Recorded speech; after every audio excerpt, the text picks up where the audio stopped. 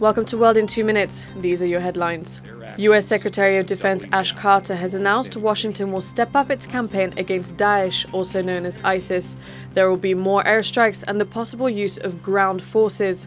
The White House says the U.S. and Saudi Arabia have talked about increasing support to rebels fighting the Syrian government. The Obama administration has so far not used ground forces to fight Daesh in Syria, but it does have 3,500 soldiers to train and advise security forces in Iraq.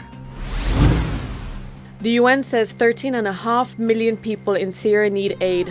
It says more than 4 million people have had to leave the country. At least 6.5 million others have been displaced internally. Earlier this week, the UN announced that the number of people who have crossed into Europe this year had exceeded 700,000. More than half of them are Syrians. At least 250,000 people have died in Syria's nearly 5-year-long war. A Somali refugee will be sent from Nauru to Australia for a second time. Canberra flew Abiyan there 2 weeks ago for an abortion, but government officials say she changed her mind.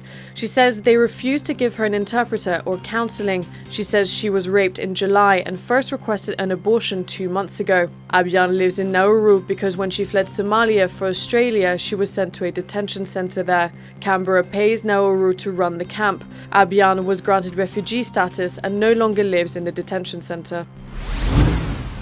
FIFA has named its 7 candidates for presidency. One of the nominees is UEFA President Michel Platini. He's currently on a 90-day suspension from the sport because of a payment he received from FIFA President Sepp Blatter, who was also suspended. Experts previously saw Platini as the most likely successor to Blatter as FIFA president.